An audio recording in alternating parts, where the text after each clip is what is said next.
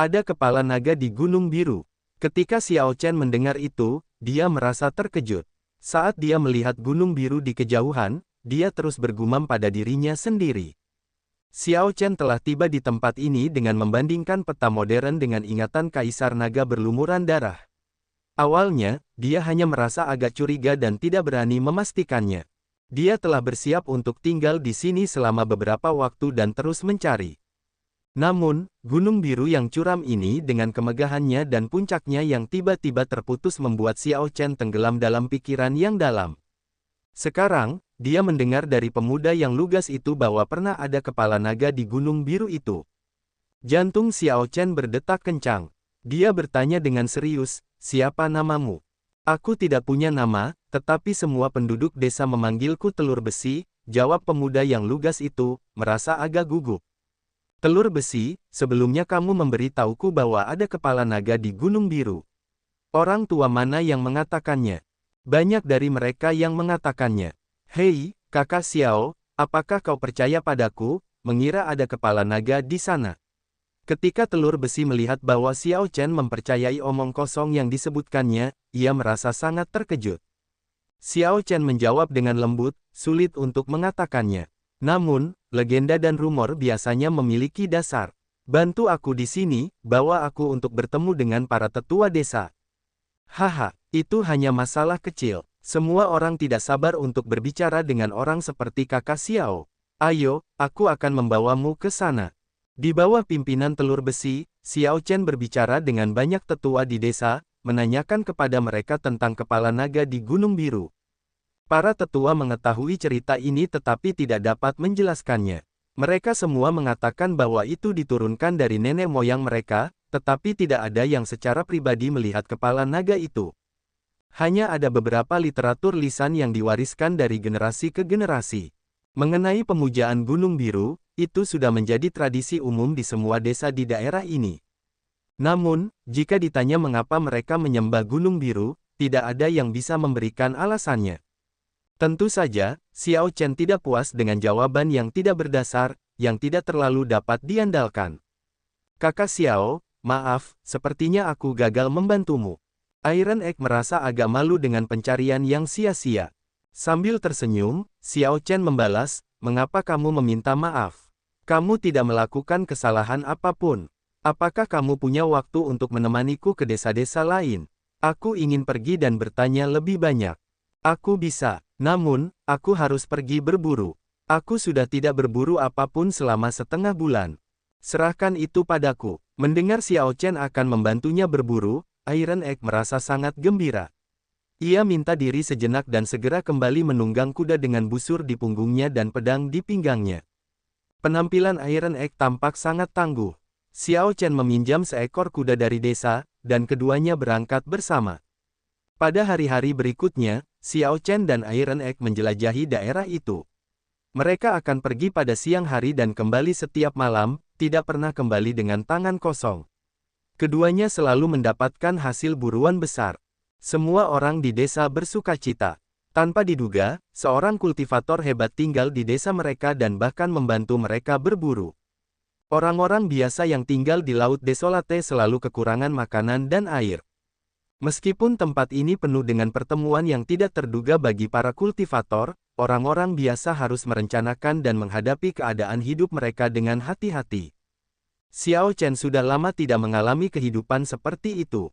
Setelah menjalani kehidupan seperti ini selama beberapa hari, ia mendesah penuh emosi. Kepala desa, kakek 7, menghisap pipa sambil memperhatikan Xiao Chen pergi dan kembali setiap hari. Dia menunjukkan ekspresi yang rumit tetapi tidak mengatakan apapun. Setelah bertanya di banyak tempat, Xiao Chen memperoleh beberapa informasi yang berguna. Desa-desa di sekitar 5.000 km memang memiliki tradisi menyembah Gunung Biru. Banyak desa memiliki legenda serupa tentang kepala naga di Gunung Biru. Dengan semua legenda yang ditambahkan bersama-sama, Xiao Chen setidaknya dapat memverifikasi bahwa Gunung Biru pernah memiliki kepala naga. Namun, itu adalah sesuatu yang tak terkira lamanya. Itulah alasan mengapa tidak ada teks definitif tentang hal itu yang diturunkan. Itu adalah Gunung Kepala Naga. Xiao Chen dan telur besi menunggang kuda mereka dan berhenti di tepi sungai, melihat gunung biru. Xiao Chen perlu meluangkan waktu untuk pergi dan memeriksa gunung biru itu sendiri. Berpacu, berpacu, berpacu. Tepat pada saat ini, hentakan kaki kuda yang cepat terdengar, itu adalah sekelompok bandit pengembara. Pemimpinnya mengenakan jubah hitam dan topi bambu berbentuk kerucut, yang menutupinya sepenuhnya. Orang itu mendekat dengan cepat, menyerbu keduanya. Ketika telur besi melihat ini, kengerian melintas di matanya. Dia mengepalkan tangan kanannya, tampak sangat marah. Tunggangan Iron Egg merasakan emosinya dan mulai meringkik gelisah. Xiao Chen merasa terkejut. Selama beberapa hari terakhir, dia telah melihat banyak bandit pengembara, tetapi dia belum pernah melihat Iron Egg begitu gelisah sebelumnya. Xiao Chen tidak memiliki kesan yang baik tentang bandit pengembara ini. Biasanya, dia akan menghabisi mereka tanpa membiarkan mereka berbicara. Namun, bandit-bandit yang berkeliaran di depan Xiao Chen tampak berbeda. Dia mengamati dengan saksama dan menemukan bahwa pemimpinnya tampak agak tidak biasa. Setelah mengamati sejenak, Xiao Chen menyadari bahwa pemimpinnya mengembangkan teknik kultivasi Dao Iblis dan memiliki kultivasi yang signifikan. Pemimpinnya adalah seorang venerate suci, seperti Xiao Chen. Ini agak langka. Bandit-bandit yang biasanya ditemui Xiao Chen hanya memiliki beberapa keterampilan yang tidak penting. Mereka yang memiliki kekuatan berapapun tidak akan berakhir menjadi bandit, karena mereka memiliki banyak cara penghidupan lainnya. Bagi seorang venerate suci untuk bergaul dengan sekelompok bandit adalah hal yang agak mengejutkan. Tuanku, dialah orangnya. Dia membunuh beberapa saudara kita baru-baru ini dan tidak pernah membiarkan seorang pun hidup setiap saat. Kami harus menghabiskan banyak upaya untuk menyelidiki sebelum kami menemukannya, kata seorang bandit, menunjuk Xiao Chen sambil memegang kendali kudanya. Pria berjubah itu melirik Xiao Chen dan merasa bahwa kultivasi pihak lain tampaknya lebih tinggi daripada miliknya. Meski begitu, dia tidak panik, hanya berkata dengan dingin, "Teman, apakah kamu tidak tahu aturannya, karena kamu baru saja tiba di Laut Desolate? Jika kamu bijaksana, sebaiknya kamu pergi jauh-jauh. Jangan menyinggung orang yang tidak seharusnya kamu ganggu." Wosh! Pria berjubah itu baru saja berbicara ketika seutas pedang Qi menembus kepala para bandit di sekitarnya. Darah mengalir terus-menerus dari luka-luka itu, membunuh orang-orang ini di tempat, dan tubuh mereka jatuh dari kuda mereka. "Kamu berani menyerang anak buahku. Kamu mencari kematian." Pria berjubah itu terkejut. Dia tidak pernah menyangka Xiao Chen akan menyerang dengan mudah, langsung membunuh orang-orangnya. Ini benar-benar membuatnya marah. "Kamu terlalu banyak bicara omong kosong." Xiao Chen meraih dengan tangannya. Tidak ingin berlama-lama, dia langsung mengeksekusi amarah firmamen. Dia segera mengangkat pihak lain ke telapak tangannya, tidak memberinya kesempatan untuk melarikan diri. Ketika Xiao Chen membuka telapak tangannya lagi, cahaya listrik dan pedang Qi yang tak terbatas meledak, dan darah beterbangan ke udara. "Kakak Xiao, kau membunuh utusan iblis." Iron Egg yang tercengang tergagap saat berbicara. "Utusan iblis, itu orang berjubah tadi." Utusan iblis mengendalikan semua bandit di daerah itu. Mereka seperti iblis jahat, tidak ada yang berani menentang mereka. Mereka praktis seperti dewa iblis. Iron Egg tidak percaya, memikirkan bahwa Xiao Chen membunuh utusan iblis dalam satu gerakan. Xiao Chen tidak menjelaskan, utusan iblis ini hanyalah seorang Holy Venerate tahap awal. Saat ini, kecakapan tempur Xiao Chen setara dengan seorang tokoh berdaulat kesempurnaan awal. Meremukkan seorang Holy Venerate sampai mati semudah menghancurkan seekor semut. Iron Egg tidak begitu berpengetahuan dan tidak tahu perbedaan kekuatan antara para kultivator, oleh karena itu dia terkejut. Namun, kata-kata Iron Egg membuat Xiao Chen waspada. Sepertinya para bandit ini didukung oleh faksi Dao Iblis dan mereka tidak sesederhana itu. "Jangan beritahu orang lain tentang hari ini." Ya, tentu saja. "Aku tahu, Kakak Xiao Chen, bisakah kau mengajariku berkultivasi? Aku ingin menjadi sepertimu." Iron Egg berkata dengan agak penuh kerinduan. "Mari kita bicarakan itu lagi saat kita kembali." "Baiklah." Setelah berurusan dengan mayat-mayat di sini, Xiao Chen menoleh ke belakang untuk melirik Gunung Biru sebelum kembali ke desa bersama Iron Egg. Keduanya sekali lagi tidak kembali dengan tangan kosong. Di desa, Xiao Chen mengeluarkan seekor binatang buas besar dari cincin penyimpanannya. Banyak keluarga di desa bersukacita saat mereka maju untuk memproses daging binatang buas itu. Mereka telah menunggu lama. Daging binatang buas ini sangat berbeda dari daging binatang buas yang diburu penduduk desa. Binatang buas ini mengandung energi spiritual di dalam tubuhnya. Ketika orang-orang biasa mengonsumsinya, itu akan memperkuat fisik mereka, baik otot maupun tulang, memberikan nutrisi yang luar biasa. Pahlawan muda Xiao benar-benar berkah bagi desa kami. Kamu membantu kami mengumpulkan cukup makanan untuk bertahan beberapa tahun hanya dalam beberapa hari. Kami tidak perlu lagi mengambil risiko pergi berburu di masa depan. Kakak, untukmu. Qing Chen menerobos kerumunan dengan susah payah. Kemudian, dia berlari dengan gembira sambil membawa karangan bunga yang terbuat dari ranting dan bunga liar. Ketika Xiao Chen melihat Qing Chen berusaha keras dan menunjukkan kegembiraan yang luar biasa di wajahnya, dia tidak tega menolak niat baiknya. Jadi, dia turun, membungkuk, dan membiarkan Qing Chen memahkotainya dengan karangan bunga. Kakak terlihat sangat cantik dengan karangan bunga itu. Qing Chen merasa senang ketika melihat Xiao Chen mengenakan karangan bunga yang dibuatnya. Telur besi mengusap kepalanya dan tersenyum. Qing Chen kecil, mengapa kamu tidak membuatkannya untuk kakak telur besi? Telur besi, ternyata kamu tidak malu mengatakan itu. Lihat wajahmu yang gelap, kamu tidak akan terlihat bagus bahkan jika kamu memakainya, seseorang menggoda, dan semua orang tertawa. Telur besi membalas dengan tergesa-gesa, persetan denganmu. Siapa yang bilang bahwa aku, telur besi, tidak akan terlihat bagus? Ketika aku bepergian ke desa-desa lain dengan kakak Xiao, aku cukup populer di kalangan para wanita. Kamu membual. Sementara semua orang tertawa, Xiao Chen memperhatikan kakek tujuh merokok pipa dan menatapnya dari kejauhan. Xiao Chen telah lama memperhatikan bahwa kakek tujuh sepertinya memiliki sesuatu untuk dikatakan kepadanya. Jadi, dia berpamitan pada telur besi dan berjalan mendekat. Saat kakek tujuh merokok pipanya, dia membawa Xiao Chen ke rumahnya. Setelah mereka berdua duduk dan minum secangkir anggur, kakek tujuh bertanya, "Adik kecil, apakah kamu sudah berkeliling untuk bertanya tentang kepala naga di Gunung Biru?" "Saya ingin tahu kemana perginya kepala naga itu." Kakek tujuh mengetuk meja dengan pipanya. Kerutan di wajah tuanya tampak menonjol saat dia mendesah, "Sudah bertahun-tahun, tetapi orang-orang terus datang untuk menemukan kepala naga itu. Namun, tidak ada yang menemukannya. Kebanyakan orang mengira itu hanya legenda dari masa lalu. Adik kecil, jangan menganggapnya terlalu serius dan menunda urusanmu sendiri." Jantung Xiao Chen berdebar kencang. Yang lain datang untuk mencarinya. Dulu lebih banyak dan sekarang lebih sedikit. Ketika saya masih muda, saya ingat melihat kakek saya menerima satu orang seperti itu. Sejak itu, tidak ada orang lain yang datang. Namun, orang-orang datang sesekali sebelum itu. Mereka semua pergi dengan kecewa. Tidak banyak yang bisa ditemukan. Kakek tujuh menghisap pipanya dan mengembuskan asap. Saat dia mengintip melalui asap, dia melihat Xiao Chen dan berkata, "Dari apa yang saya ingat, orang itu mengeluarkan aura yang mirip dengan adik kecil." Aura yang mirip. Xiao Chen melambaikan tangannya dan menggunakan energi esensi sejatinya untuk menggambar sebuah gambar di udara.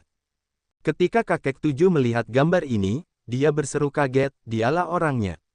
"Adik kecil, kau mengenalnya?" "Aku ingat dia datang sendirian. Dia sangat baik seperti adik kecil. Aku ingin tahu bagaimana keadaannya sekarang." Orang yang ditunjukkan Xiao Chen adalah naga langit yang pernah ditemuinya. Mengingat hal ini, Xiao Chen sekarang merasa yakin bahwa tempat ini adalah tanah lama naga biru, keraguannya pun sirna. Namun, Xiao Chen tidak dapat langsung menjawab pertanyaan kakek tujuh. Naga langit itu dikurung di penjara naga langit berbintang, menderita penyiksaan yang tidak manusiawi setiap hari dan malam. Dia cukup sehat, orang yang sangat ulet, kata Xiao Chen setelah jeda. Hanya itu yang bisa dia katakan. Kakek tujuh tersenyum dan mendesah, menjadi seorang kultivator itu hebat, tidak seperti kita orang biasa. Bakat kita tidak cukup, jadi kita tidak bisa berkultivasi. Kalau tidak, kakekku bisa hidup sampai hari ini, namun, tinggal di laut terpencil juga bukan hal yang baik. Hampir tidak ada sekte yang menerima murid untuk dididik dari Laut Desolate. Pertama, tempat yang luas ini sangat jarang penduduknya dengan sumber daya yang terbatas. Kedua, terlalu sedikit penduduk asli tempat ini yang tinggal di tempat lain. Semua sekte di sini adalah cabang dari faksi besar. Mereka perlahan-lahan akan mendidik murid yang dikirim dari markas mereka. Xiao Chen berpikir keras. Karena naga surgawi itu datang ke sini sebelumnya, apakah dia meninggalkan petunjuk? Setelah Xiao Chen bertanya kepada kakek tujuh tentang hal itu, kakek tujuh mencoba mengingat dengan susah payah. Aku benar-benar tidak ingat. Biarkan aku melihat-lihat dulu. Kakek tujuh meneguk anggur dan mulai mencari di rumah lamanya. Aku menemukannya. Kakek tujuh mengeluarkan buku yang menguning dari kotak tua. Setelah membersihkan debunya, dia berkata, ini buku harian kakekku. Aku ingat dia selalu menuliskan setiap hal penting di dalamnya. Xiao Chen menerima buku harian itu dengan ekspresi agak muram. Kemudian, sedikit kegembiraan muncul di wajahnya. Kakek tujuh, terima kasih banyak. Benda ini sangat berguna bagiku. Kakek tujuh tersenyum dan berkata, jika berguna, ambillah. Kamu telah banyak membantu desa akhir-akhir ini. Aku juga tidak tahu bagaimana membalasmu. Kakek tujuh, kamu terlalu sopan. Oh, benar juga. Sebelumnya, kamu tampak ragu-ragu dalam mengambil keputusan. Sepertinya kamu ingin mengatakan sesuatu. Xiao Chen bertanya dengan lembut setelah menyimpan buku harian itu. Kakek tujuh mengangguk. Memang ada sesuatu yang ingin aku bantu dari adik kecil. Namun, orang tua ini tidak mampu membalas budi, jadi aku tidak memintanya. Xiao Chen tersenyum dan berkata, kakek tujuh benar-benar terlalu sopan. Aku punya takdir dengan tempat ini, meskipun aku tidak bisa menjelaskannya secara rinci sekarang. Namun, kau bisa tenang saja. Katakan saja apa yang kau butuhkan, anggap saja aku berutang budi padamu semua. Ketika kakek tujuh melihat ekspresi tulus Xiao Chen, dia mendesah, ada kota bunga persik sekitar 1.500.000 kilometer jauhnya. Di sana diadakan festival anggur bunga persik skala kecil setiap dekade dan festival anggur bunga persik skala besar setiap abad. Xiao Chen pernah melihat kota bunga persik sekali sebelumnya saat menjelajahi daerah itu. Aroma anggur memang berasal dari tempat itu, dia bisa menciumnya dari jarak 50 km. Namun, karena dia sedang terburu-buru, dia tidak pergi ke kota untuk melihatnya. Silakan, lanjutkan. Benar, ketika aku masih muda, aku bisa membawa anggur yang aku seduh ke festival anggur dan berpartisipasi. Bahkan jika aku tidak bisa menonjol, aku bisa menjual anggurku dengan harga yang bagus. Itu meredakan kekhawatiran desa tentang makanan selama beberapa tahun. Namun, 30 tahun yang lalu, sumur kuno di luar desa mengering, jadi aku tidak bisa menyeduh anggur yang enak. Ketika Xiao Chen mendengar itu, dia tersenyum dan bertanya, apakah kamu bermaksud untuk kembali dan berpartisipasi dalam festival anggur 100 tahun? Aku juga seorang pecinta anggur. Kakek tujuh, apa yang kamu butuhkan? Tanyakan saja. Kakek tujuh menghela nafas, ini bukan dorongan hati. Penguasa kota Peach Blossom City adalah karakter utama. Jika ada anggur yang menarik perhatiannya selama festival anggur 100 tahun, dia akan menyetujui permintaan pembuat bir.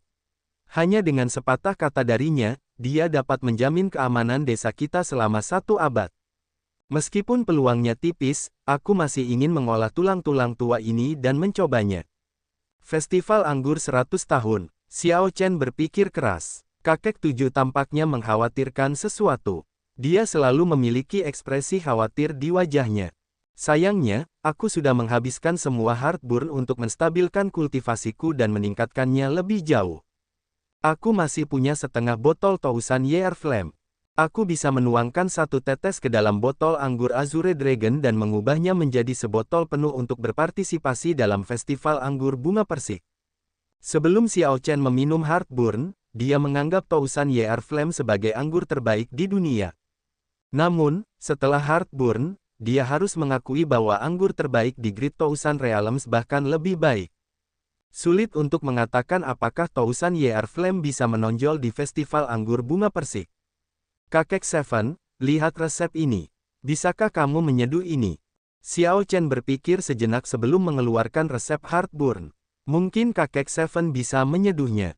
Ini adalah anggur terbaik dari ras naga, Heartburn. Kakek Seven merasa sedikit terkejut. Kemudian, dia dengan cepat mengembalikan resep itu kepada Xiao Chen. Resep ini sudah hilang selama beberapa ribu tahun. Jika aku menyeduh anggur ini untuk berpartisipasi dalam festival anggur, itu mungkin akan membawa bencana bagiku. Bingung. Ketika Xiao Chen melihat reaksi ini, dia bersukacita. Dia tersenyum dan berkata, Kakek Seven, tidak perlu terburu-buru. Bantu aku menyeduh ini. Kita tidak akan menggunakannya untuk festival anggur, ini untukku. Bagaimana? Kakek Seven berkata dengan ragu, tapi aku tidak bisa mendapatkan bahan-bahannya. Tidak apa-apa, serahkan bahan-bahannya padaku. Kakek Seven, anggur apa yang ingin kamu seduh? Aku akan menyiapkan bahan-bahannya. Bagus. Namun, kita harus memulihkan sumur kuno di luar desa. Tanpa air sumur itu, aku tidak akan berhasil menyeduh Heartburnmu atau anggur yang ingin aku seduh. Aku akan pergi dan melihatnya. Jika aku tidak bisa memulihkannya, aku akan pergi lebih jauh untuk mencari air sumur lain untuk menggantikannya. Air sumur apa yang bisa sepenting ini? Xiao Chen bingung. Ketika dia tiba di sumur kuno di dekatnya, dia menemukan bahwa sumur itu sudah mengering. Sang, apakah ada yang tidak biasa dengan sumur ini? Xiao Chen bertanya dengan suara lembut. Xiao Chen tidak bisa melihat ada yang salah, jadi dia hanya bisa meminta Sang untuk memeriksanya. Pihak lain adalah seorang ahli di bidang ini. Sang keluar dari prasasti alam semesta ilahi dan melihat sumur yang mengering. Kemudian, dia mengamati medan di sekitarnya sebelum ekspresinya sedikit berubah. Dia mendesah, ini adalah mata air yin dingin. Tidak kusangka mata air yin dingin bisa muncul di laut yang sunyi. Mata air yin dingin, itu adalah mata air yang lahir di tanah yin yang ekstrim. Tanah yin yang ekstrim itu dingin dan menusuk tulang, dingin sekali. Sulit bagi air untuk mengalir di tempat seperti itu. Jika ada, itu pasti karena kebetulan yang menyebabkan medan menghasilkan mata air. Mata air seperti itu akan dikenal sebagai mata air yin dingin. Tanah yin yang ekstrim sangat sulit ditemukan. Yang airnya mengalir bahkan lebih sulit ditemukan. Lebih jauh lagi, ia membutuhkan mata air yang diciptakan oleh medan, yang meningkatkan kelangkaannya. Sang melanjutkan setelah jeda, air dari mata air yin dingin memang cocok untuk membuat anggur yang baik, dan penggantinya sulit ditemukan. Ini agak bermasalah. Sepertinya kakek tujuh benar. Jika resepnya meminta air dari mata air yin dingin, tidak akan ada cara untuk menyeduh anggur. Mengapa mata air itu berhenti? Ada terlalu banyak kemungkinan alasan. Sumbernya mungkin telah terputus. Energi yang dikaitkan dengan yin mungkin terlalu padat, menghentikan air mengalir. Medannya mungkin telah berubah, mengalihkan air bawah tanah ke tempat lain.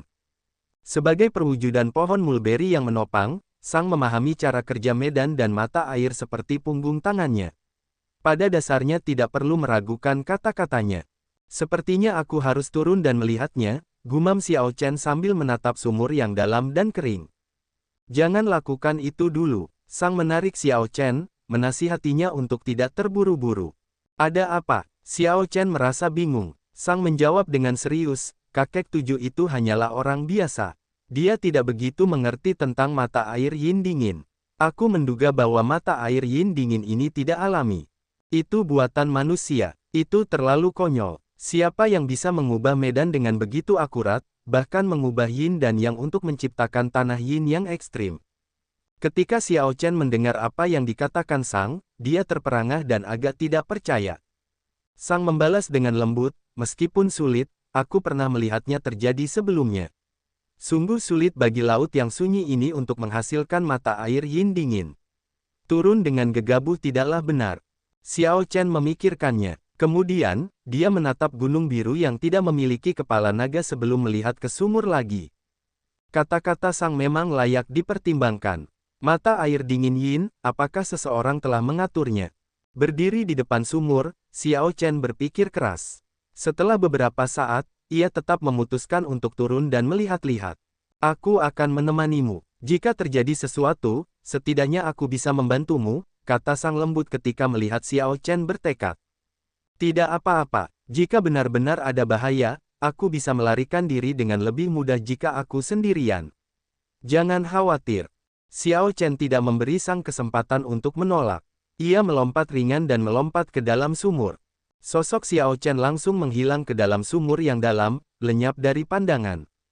Sang melirik sumur yang mengering sebelum merenungkan sekelilingnya. Segera, ia terbang tinggi dan melihat sekeliling. Sang melihat pegunungan yang tidak jelas di kejauhan. Medan itu memberinya perasaan aneh. Tanda hubung, tanda hubung, tanda hubung. Di dalam sumur yang mengering, Xiao Chen jatuh untuk waktu yang lama. Akhirnya, ia merasakan sesuatu di telapak kakinya dan mendarat. Wosh! Begitu kakinya menyentuh tanah, hawa dingin menyerangnya.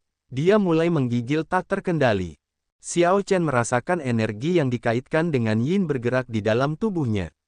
Namun, jika dia ingin membuangnya, dia akan membuang banyak energi esensi sejati. Dengan mengedarkan mantra ilahi bulu esnya, dia langsung menyerap energi dingin yang dikaitkan dengan yin ini dan mengubahnya menjadi energi untuk domain esnya. Xiao Chen mendongak dan melihat cahaya seukuran mangkuk.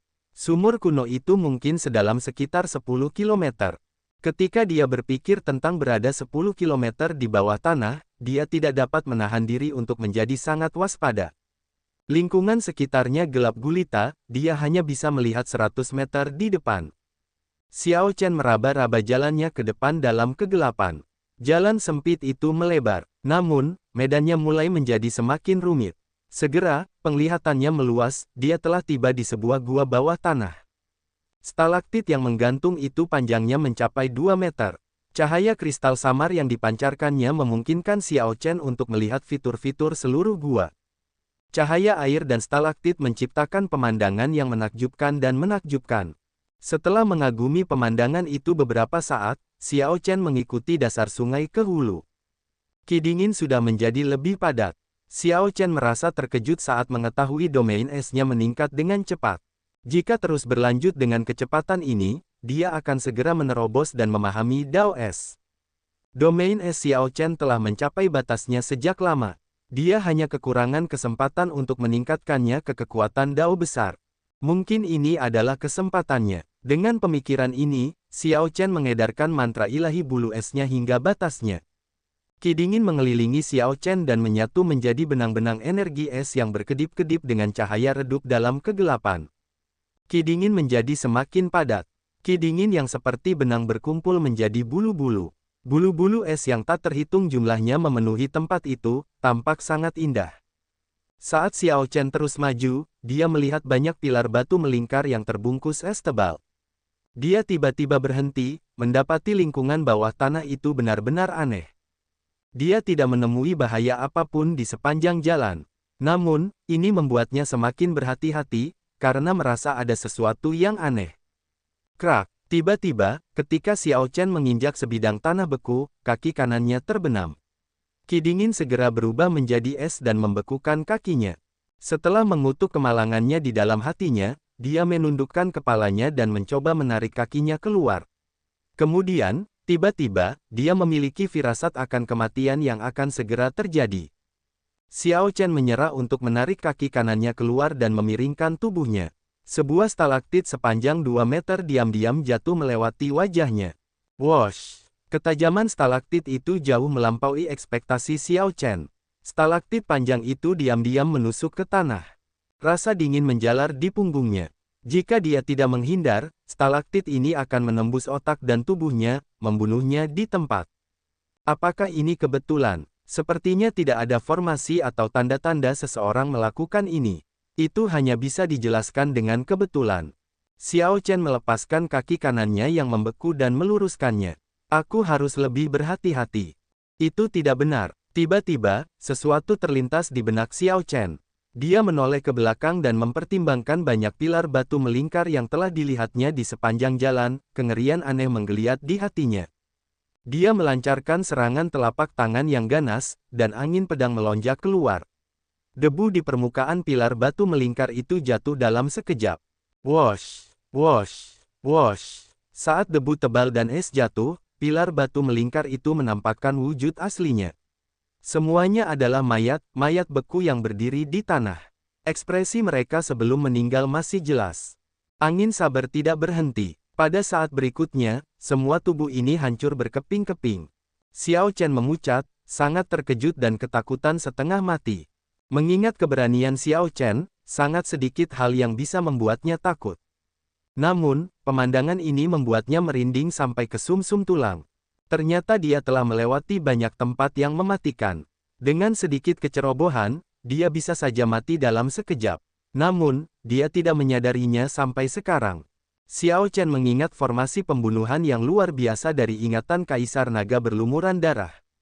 Formasi pembunuhan ini benar-benar menyatu dengan lingkungan dan medan. Hal ini mencegah seseorang untuk merasakan kehadirannya.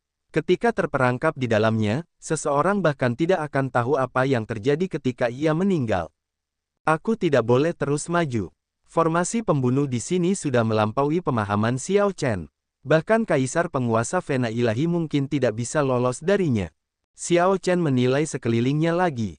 Sekarang, ia merasakan bahaya fatal di gua bawah tanah ini, yang awalnya ia anggap biasa saja. Ia mengirimkan beberapa angin telapak tangan lagi dan menemukan beberapa mayat lagi dalam keadaan aneh.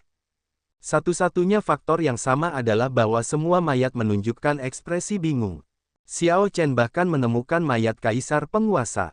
Sebagian besar ki dingin di sekitarnya berasal dari mayat itu. Xiao Chen sekarang mengerti mengapa sumur itu mengering. Seseorang pernah menemukan rahasia mata air yin dingin dan turun untuk menjelajah. Pada akhirnya, orang itu meninggal di sini.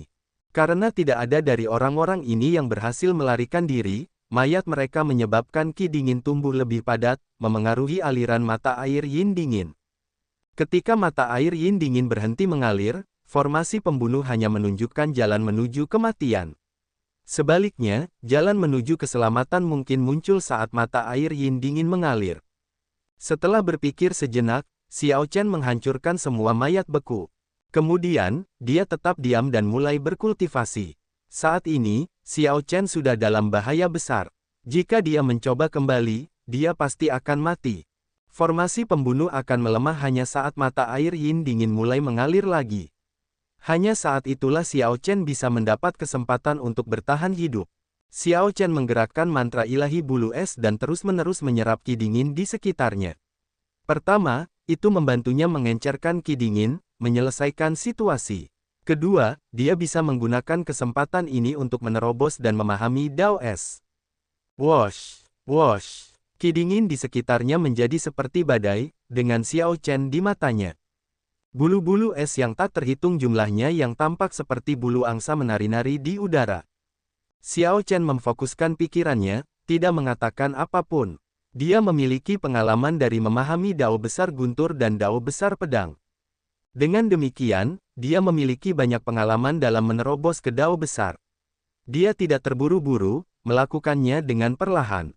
Tetes, tetes. Waktu berlalu dengan lambat. Setelah beberapa saat, Xiao Chen mendengar suara air menetes. Xiao Chen berpikir, air itu akan datang. Saat ia terus menyerap ki dingin, kepadatan ki dingin akan semakin berkurang, dan mata air yin dingin akan segera mengalir lagi. Ia harus menerobos sebelum mata air yin dingin tiba. Ia hanya punya satu kesempatan untuk bertahan hidup. Lebih cepat, lebih cepat, lebih cepat. Ambisi yang menggebu-gebu di dalam hatinya, Xiao Chen mengerahkan mantra ilahi bulu esnya hingga batas maksimal. Rambutnya yang panjang berkibar-kibar, bersinar dengan cahaya putih seperti giok, sementara ki dingin merasuki seluruh tubuhnya. Setitik cahaya putih seukuran butiran muncul di belakangnya sebelum tiba-tiba menyala terang dan menyatu menjadi cakram Dao yang utuh. Boom! Xiao Chen membuka matanya dan melihat air dingin mengalir deras dari hulu. Air itu tampak seperti seekor naga yang akan menelannya. Xiao Chen bangkit dan berlari tergesa-gesa, tidak repot-repot memeriksa energi Dao besar es. Mata air dingin menyembur tanpa henti di belakangnya, membuka jalan menuju kelangsungan hidup. Saat dia berlari, dia tidak menemui bahaya apapun. Xiao Chen menelusuri kembali langkahnya dan akhirnya tiba di dasar sumur. Tanpa perlu berpikir, energi esensi sejatinya meletus dari kakinya saat dia melompat. Boom! Pada saat berikutnya, Xiao Chen melambung. Segera, dia muncul dari sumur dan melayang di udara. Dia mendarat di tanah dan minggir bersama Sang. Kemudian, dia memberitahu Sang tentang apa yang terjadi di bawah. Sang berseru dengan ekspresi serius, kau memasuki formasi pembunuhan Dao Surgawi.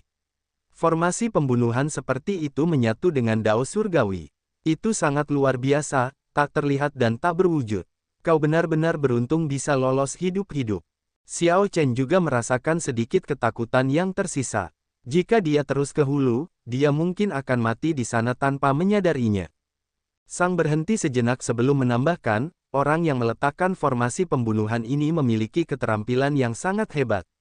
Jika orang mati di sana, itu berarti mereka menemukan rahasia mata air yin dingin. Ketika orang mati, dan mata air mengering, itu tidak akan lagi menarik perhatian. Itu berfungsi sebagai perlindungan yang sangat alami, benar-benar menakjubkan. Xiao Chen memikirkan hal ini sejenak dan juga merasa itu cukup menakutkan. Pada saat ini, mata air yin dingin menyembur keluar dari sumur, berubah menjadi pilar air yang menjulang tinggi ke langit. Ini menarik perhatian keduanya.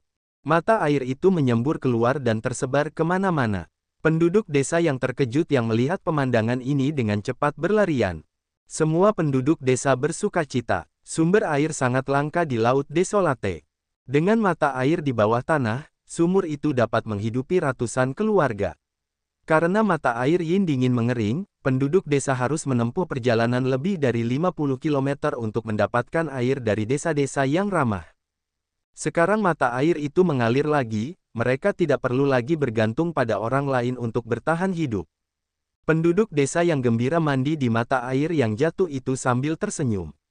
Beberapa orang mengambil wadah untuk menampung air. Ketika Xiao Chen dan Sang melihat pemandangan ini, mereka tersenyum, ekspresi mereka lebih hangat dan jauh lebih santai. Tidak peduli rahasia mengejutkan apapun yang terkandung dalam mata air dingin yin ini, bagi orang biasa, itu hanyalah air sumur yang dapat membuat mereka tetap hidup. Bahkan jika orang yang memulai gerakan pembunuhan itu tidak kehilangan apapun, dia pasti tidak mengantisipasi hal ini. Seringkali, lebih baik bagi orang untuk menjalani hidup sederhana. Ketidaktahuan adalah kebahagiaan. Menurutmu siapa yang meletakkan formasi pembunuh Dao Surgawi? Xiao Chen bertanya kepada Sang dengan lembut. Sambil mengangkat bahu, Sang menjawab, bagaimana mungkin aku tahu? Cari tahu sendiri secara perlahan. Saat keduanya mengobrol, kakek tujuh berjalan mendekat sambil menyeringai lebar. Ini adalah pertama kalinya Xiao Chen melihatnya begitu bahagia. Ini, kakek tujuh merasa sedikit terkejut melihat Sang. Xiao Chen memperkenalkan, ini temanku, Sang. Tanpa bantuannya sebelumnya, aku tidak akan bisa mengambil mata air ini. Terima kasih banyak, terima kasih banyak. Sang mengangguk dan menjawab, kau terlalu sopan. Xiao Chen berpikir sejenak sebelum berkata, kakek tujuh, bahan apa lagi yang kau butuhkan? Aku akan mengambilnya untukmu. Benar, benar, aku membuat daftarnya. Coba lihat dan lihat apakah kau bisa mendapatkannya. Jangan khawatir, serahkan semuanya padaku. Heartburn, anggur terbaik dari ras naga, bukan hanya anggur terbaik di dunia tetapi juga dapat meningkatkan kultivasi seseorang. Bahkan setelah mencapai Sovereign Personage, seseorang masih bisa mendapatkan manfaat darinya. Tentu saja, Xiao Chen akan berusaha keras untuk mendapatkannya. 3 hari kemudian, mata air yang menyembur perlahan-lahan mengendap. Mata air yin dingin kembali ke tingkat normalnya di sumur kuno. Xiao Chen bekerja keras untuk mendapatkan semua bahan yang dibutuhkan kakek tujuh, berlarian kemana-mana. Ketika Xiao Chen punya waktu luang, dia membaca buku harian yang ditinggalkan kakek-kakek tujuh. Hari ini, saudara ras naga itu pergi ke sumur kuno. Para leluhur memperingatkan kita untuk tidak melakukannya. Saudara itu sudah lama pergi. Aku mendengar teriakan aneh datang dari sumur kuno di malam hari. Merasa khawatir, aku pergi untuk melihatnya. Selain bulan darah yang tampak sangat terang dalam pantulan, tidak ada yang aneh. Pada hari kedua, saudara itu keluar dengan wajah gembira. Dia memberitahuku bahwa dia menemukan rahasia yang luar biasa di dalam sumur, bahwa dia menemukan di mana kepala naga itu berada. Saat mencapai halaman ini, Xiao Chen menunjukkan ekspresi tertegun. Kemudian, dia dengan cepat membalik ke halaman berikutnya. Namun, halaman kedua berbicara tentang hal-hal lain dan bukan apa yang dia cari. Naga langit itu masuk ke dalam sumur dan melangkah lebih jauh dariku. Dia bahkan menemukan rahasia di sumur kuno itu. Xiao Chen menatap buku harian itu dengan ekspresi serius, lalu melanjutkan membaca. Kakak itu pergi ke Gunung Biru lagi. Setiap kali dia pergi ke Gunung Biru, ekspresinya akan berubah sangat tidak sedap dipandang. Aku takut. Para leluhur berkata untuk tidak pernah pergi ke Gunung Biru. Seseorang akan dikutuk jika pergi ke sana. Namun, bahkan ketika aku memberitahunya, kakak itu tidak mau mendengarkan. Aku hanya bisa membiarkannya. Saya takut dan gelisah setiap malam, takut bahwa para budak desolate akan datang. Sejak saudara itu datang, para budak desolate tampaknya memberikan perhatian khusus pada desa kami. Untungnya, saudara itu ada di sini. Bahkan para budak desolate tidak dapat membunuhnya. Saya bertanya-tanya seberapa kuat saudara itu.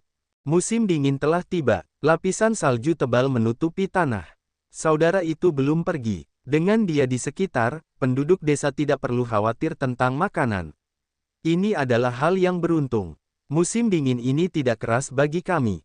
Menakutkan, terlalu menakutkan. Saya tidak tahu apa yang dilakukan saudara itu, tetapi gunung-gunung yang ribuan kilometer jauhnya tampaknya melolong marah. Beberapa sinar cahaya melesat ke arah Gunung Biru dan memasukinya. Gunung Biru itu bergetar dan berkedip-kedip dengan cahaya yang mengalir yang tampak seperti darah yang mengalir di pembuluh darah. Tampaknya menjadi hidup. Semua orang di desa itu ketakutan konyol. Kami semua gemetar ketakutan, tidak berani keluar. Namun, saudara itu tidak berhenti. Dia terbang di atas Gunung Biru, dan aku melihat bulan dan matahari muncul pada saat yang sama. Beberapa orang menakutkan menyerbu, dan saudara itu tampak terluka. Aku mengintip melalui jendela dan melihat saudara itu memikat mereka semua ke dalam sumur kuno. 3 hari berlalu, saudara itu tidak keluar. Orang-orang menakutkan itu juga tidak keluar. Sudah beberapa bulan, aku tahu saudara itu pasti baik-baik saja. Namun, aku yakin dia tidak akan datang lagi. Desa akhirnya damai lagi. Saudara itu benar-benar berhenti datang. Pak. Xiao Chen menutup buku harian dan berjalan ke sumur kuno, merasakan dorongan untuk melompat masuk. Ternyata naga surgawi itu membawa orang-orang itu turun. Dia memikat semua tokoh berdaulat itu, bahkan seorang kaisar berdaulat, ke kematian mereka. Dia memang orang yang kejam. Kepala desa benar, Gunung Biru memang dikutuk. Naga surgawi itu berakhir dalam keadaan yang menyedihkan. Aku tidak bisa begitu saja pergi ke Gunung Biru. Namun, apa yang dilakukan naga langit itu hingga membuat bulan darah dan matahari yang sangat besar muncul di langit malam laut yang sunyi? Apa yang dia temukan? Apakah dia tahu bagaimana naga biru dihancurkan? Apakah dia tahu siapa yang meletakkan formasi itu? Apakah ini sebabnya dia dikurung di penjara naga langit berbintang, disiksa setiap hari? Xiao Chen tiba-tiba merasa takut dengan apa yang dipikirkannya. Jika naga langit itu dikurung di penjara naga langit berbintang karena dia menemukan rahasia yang mengejutkan daripada insiden dia mengejek Kaisar Naga Emas Ungu, siapa yang tersinggung? Siapa yang bisa lebih mengerikan daripada Kaisar Naga Emas Ungu? Saat Xiao Chen melihat sumur kuno itu, dia menjadi tenang, dan dorongan untuk menjelajahinya menghilang. Xiao Chen tidak memiliki kultivasi seperti naga langit itu. Jika dia jatuh, akan sulit untuk mengatakan apakah dia bisa selamat. Kakak, apa yang kamu lihat? Xiao Chen menoleh ke belakang. Itu King Chen. Dia sudah beberapa hari tidak melihat gadis kecil ini. King Chen tidak lagi seperti ketika Xiao Chen pertama kali melihatnya, menangis dan terisak-isak. Sekarang setelah dia kembali ke desa, dia bisa mengurus kakaknya. Dia sudah puas dengan itu. Meskipun King Chen mengatakan bahwa dia tidak akan kembali, dia merasa enggan di dalam hatinya. Aku juga ingin melihat. King Chen melompat dengan lincah. Kemudian, dia membungkuk dan melihat ke dalam sumur. Xiao Chen berbalik dengan cepat, khawatir gadis kecil itu akan jatuh ke dalam. Aneh, mengapa ada bulan di dalam air? Bukankah sekarang siang hari? Ada bulan. Xiao Chen mendekat dan melihat. Namun, dia tidak menemukan sesuatu yang aneh. Tepat ketika dia hendak mengatakan sesuatu, King Chen berkata, bulan menghilang. Xiao Chen tertawa serak. Kemudian, dia menarik King Chen ke samping dan memperingatkannya, jangan datang ke sini lagi. Sumur ini sangat dalam. Jika kau jatuh ke dalamnya, kau akan mati. Baiklah, aku akan mendengarkan kakak. Xiao Chen menepuk kepala King Chen dan berkata, kalau begitu, kembalilah. Jaga adikmu baik-baik. Saat Xiao Chen melihat King Chen pergi, dia tersenyum, lalu mengangkat kepalanya dan melihat ke kejauhan ke arah Gunung Biru. Puncak gunung yang sepi itu tandus, tanpa tanaman di atasnya. Berdiri di tanah yang luas, gunung itu telah menerima pemujaan dari semua penduduk desa di sekitarnya sejak dahulu kala. Aku masih harus pergi dan melihat bagaimana Gunung Biru dan sumur kuno itu terhubung. Aku hanya bisa menjernihkannya dengan melakukan perjalanan ke sana. Xiao Chen dengan lembut mendorong dengan kakinya dan terbang menuju Gunung Biru itu. Kau ingin pergi ke sana? Gunung itu terkutuk dan akan membawa nasib buruk, Sang mengingatkan Xiao Chen dari prasasti alam semesta ilahi. Bagaimana mungkin para kultivator percaya akan hal ini? Jika ada kutukan, aku akan menyingkirkannya saja. Alam seribu besar tidak kekurangan teknik rahasia yang dapat memberikan kutukan. Bagi para kultivator, kutukan bukanlah sesuatu yang misterius. Setelah Xiao Chen berangkat menuju Gunung Biru yang tampaknya dekat, ia menyadari bahwa gunung itu masih cukup jauh. Kenyataannya, Gunung Biru itu jauh dari desa. Tak lama kemudian, ia meninggalkan desa itu jauh di belakang. Pada saat Xiao Chen mendekati Gunung Biru itu, langit sudah mulai gelap. Matahari yang sangat besar perlahan terbenam di kejauhan, setengahnya sudah berada di bawah cakrawala. Setiap kali seseorang melihat matahari terbenam di Laut Desolate, seseorang akan merasa sangat tersentuh oleh keluasan dan keagungannya. Di sisi lain, bulan darah Laut Desolate mendinginkan seseorang, perasaan yang menakutkan dan menyeramkan. Ini adalah dua ekstrim yang lengkap. Apakah kamu merasakan sesuatu? Sang bertanya ketika dia muncul di samping Xiao Chen. Keduanya masih 10 km jauhnya dari Gunung Biru. Tetap pada jarak ini, Xiao Chen mengirimkan indera spiritualnya untuk menyelidiki. Xiao Chen memang merasakan sesuatu yang luar biasa. Ruang di sekitar Gunung Biru terasa sangat dingin dan menyeramkan. Indera spiritualnya menangkap kebencian yang tak terlihat yang merasukinya. Orang biasa tidak bisa mendekati tempat ini. Jika mereka melakukannya, emosi negatif akan membuat mereka gila. Namun, selain semua itu, Xiao Chen juga merasakan keakraban, seolah-olah ada suara yang memanggilnya dari dalam hatinya. Jangan bergerak dulu, aku akan pergi dan melihatnya. Xiao Chen terus berjalan sendirian, menuju Gunung Biru selangkah demi selangkah. Emosi negatif yang tak terhitung jumlahnya segera menyerangnya. Rasa sakit, ketidakpuasan, kemarahan, dan emosi negatif lainnya membanjiri pikirannya, mencoba membuatnya gila. Xiao Chen tetap tenang, perlahan mendekati Gunung Biru itu.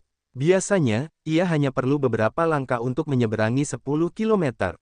Namun, beberapa langkah ini tidak mudah untuk ditempuh. Rasanya seperti berjalan di atas es tipis, setiap langkah terasa berbahaya. Pada saat Xiao Chen mencapai kaki gunung dan menatapnya, ia merasakan hubungan yang sangat erat dengannya. Namun, saat Xiao Chen mengulurkan tangannya untuk menyentuh Gunung Biru itu, seni menelan langit awan iblis di tubuhnya langsung menekan mantra ilahi guntur ungu. Seni menelan langit awan iblis beredar liar, dan ki iblis mengalir ke seluruh tubuh Xiao Chen. Seluruh Gunung Biru itu melepaskan untaian aura hitam. Xiao Chen dengan cepat menarik tangannya dan melangkah mundur.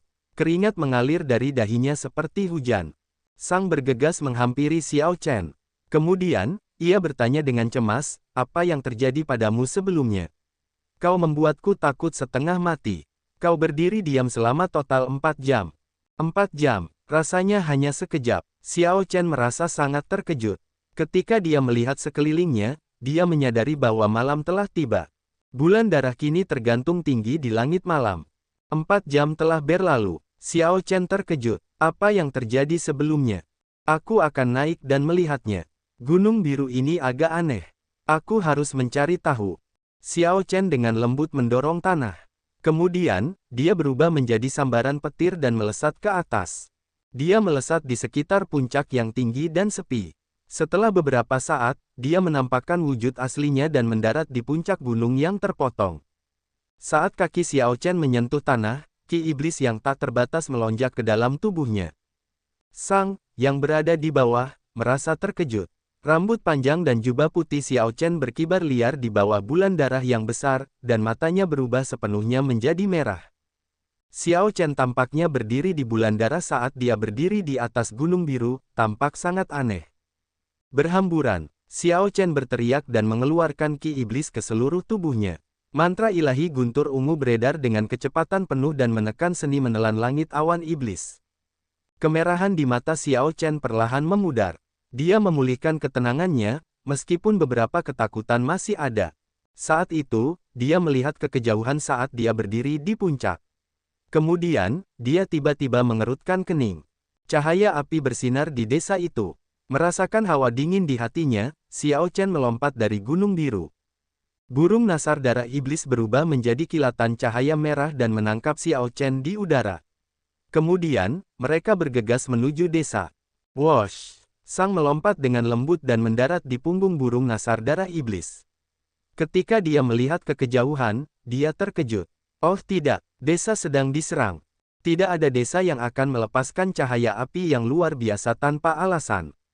Di Laut Desolate ini, tempat para bandit berkeliaran, pemandangan seperti itu hanya menunjukkan satu hal, serangan bandit ke desa. Para bandit secara berkala menyerang desa-desa di Laut Desolate.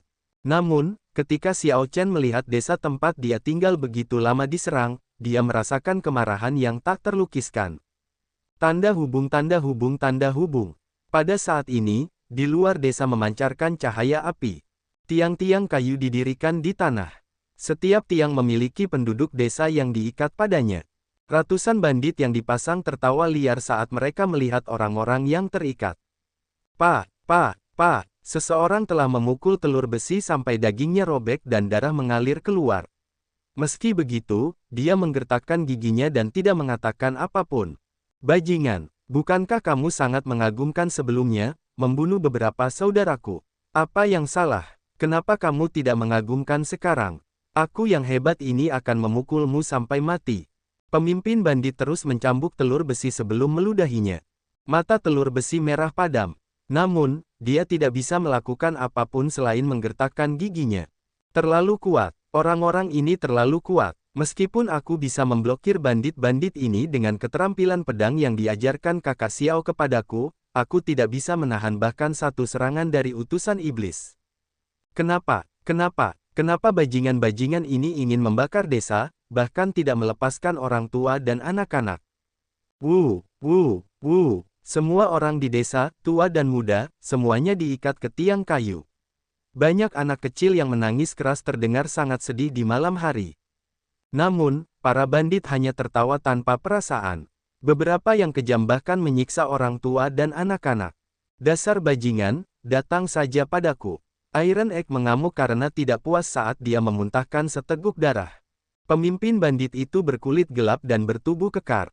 Dia memperlihatkan senyum kejam dan berkata, akhirnya kau bicara. Hehe, jangan khawatir, kalian semua akan mati nanti. Iron Egg terus berjuang melawan rantai yang mengikatnya, mengguncang tiang kayu. Namun, usahanya sia-sia. Pemimpin bandit itu tertawa terbahak-bahak dan berkata, aku tidak punya waktu untuk bermain denganmu. Patuhlah.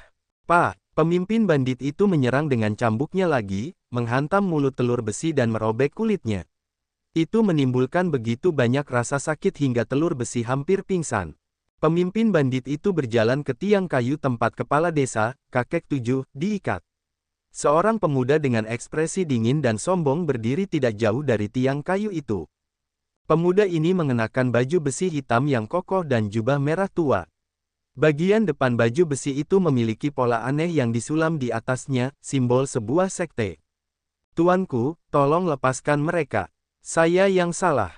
Hukum saja saya sendiri, kata kakek 7 dengan suara tercekat saat dia menatap pemuda itu. Pemuda tanpa ekspresi itu berkata dengan acuh tak acuh, aku sudah memberimu kesempatan. Aku sudah mengatakan sebelumnya untuk segera menyerahkan tubuh Yin murni apapun yang kamu temukan, bukan? Ketika kakek 7 mendengar itu, wajahnya yang tua bergetar, namun, dia tidak bisa membantah kata-kata pemuda itu. Jawab aku, apakah aku mengatakan itu atau tidak? Tuanku mengatakan itu, kakek 7 mengakui dengan lembut sambil menundukkan kepalanya.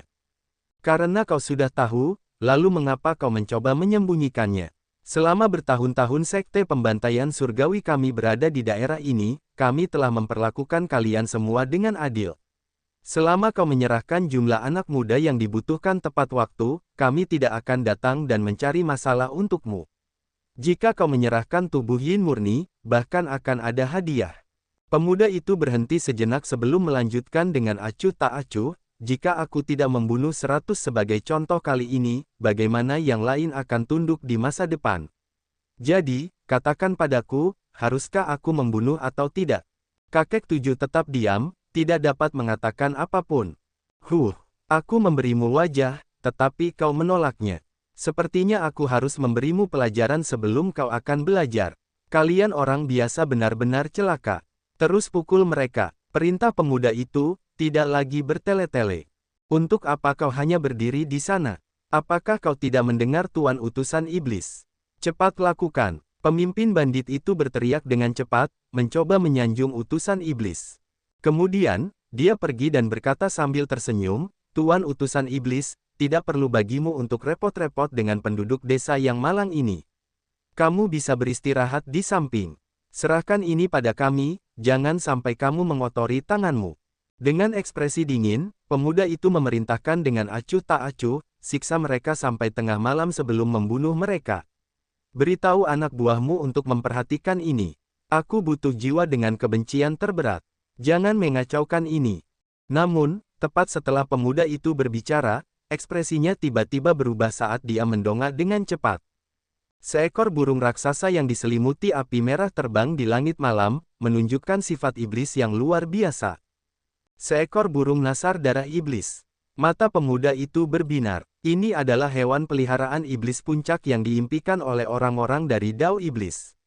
Lebih jauh lagi, itu adalah burung nasar darah iblis yang bermutasi.